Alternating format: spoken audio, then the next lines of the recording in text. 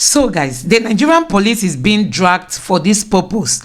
The Nigerian police recruited 222 repented thugs into the police force. Nigerians, we have security issues. We can't even trace the source of these problems because of issues like this. You can imagine the police force recruiting these men after swimming in the pool of criminality.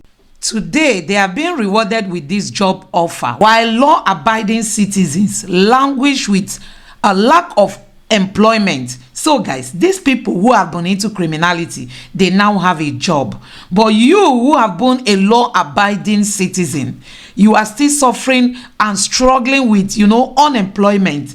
So what kind of country are we building? Let me allow you to watch this video for yourself.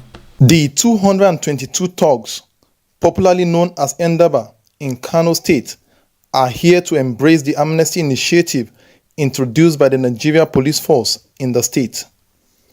About 3 months ago, the Kano State Police Command invited some identified individuals believed to be behind the escalation of thuggery and other heinous crimes in the state for dialogue. The meeting yielded a positive response as some of the thugs embraced the initiative.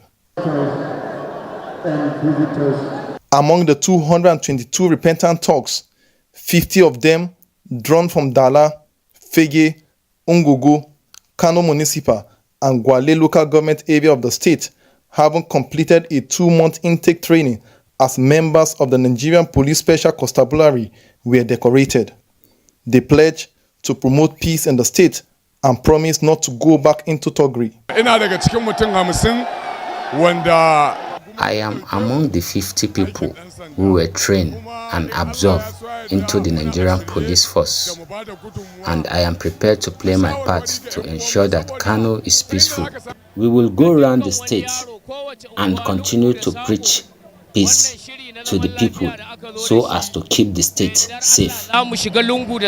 While welcoming the repentant thugs into the society, the Commissioner of Police, CP Mohammed Gumel, debunked reports making round that the police is recruiting thugs as its personnel.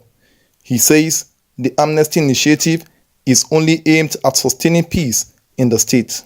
As of today, the police command has received a total of 222 influential youth and are committed to crime prevention duties with the police to fish out violent criminals among them, notorious thugs popularly known as Endaba, who over the years engaged in supremacy conflict, Padandaba as we call it.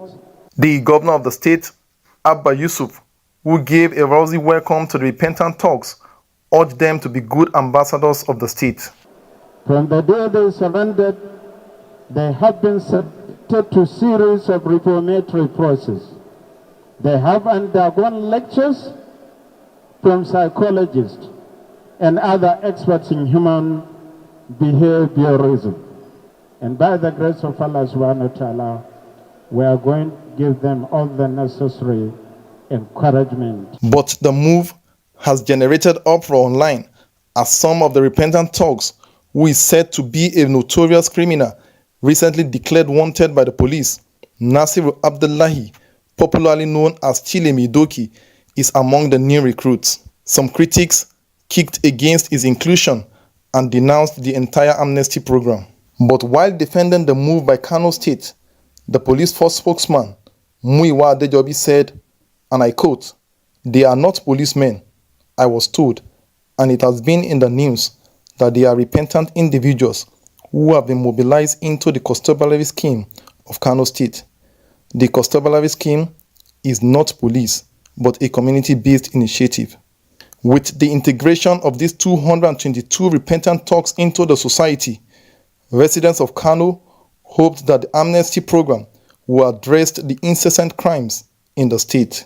Ayo Adinaye, arising. So guys, the security situation in Nigeria is very scary. We all know that, honestly. And when you see headlines like this, you just want to wonder if these security agents are really willing to end this insecurity. How will you employ, those who have gone into criminality into the police force, and they will end up telling us that they've repented? Don't forget, we saw this, during the Boko Haram insurgents. We saw many of them that were captured. They were being trained, and at the end of the day, they will tell us that they've repented. And even some people went ahead to accuse the military of even recruiting those Boko Haram people into the military force. And you just wonder what kind of nation Nigeria is going to become. Honestly, we don't hear good things about Nigeria. This is one of the headlines saying that Nigerian passport is ranked number 50. Number 50, so low. Very soon Nigeria will descend into one of the worst countries for one to travel into. Do you know why these headlines are coming up? It's because of the security issues we have today. If you are a foreigner, you are traveling to Nigeria, people will be wondering, what are you going to look for in Nigeria? Are you sure you'll be coming home alive? You can imagine the kind of way Nigeria is being painted out there because of all these security issues. And our security agents are not even doing the best for this country. So you can imagine what an American will want to say when they see headlines like this, that Nigeria is now recruiting thugs into the police force. What do you want the man in Canada, the white man in Canada who wants to visit Nigeria or even wants to come and invest, what do you expect them to do when they see this kind of headline? Or when you see people from Britain and other countries of the world that want to look towards Nigeria in terms of investment, and they will end up saying that even the police force is made up of criminals, what do you expect them to do? So guys, this is one of the biggest problem we have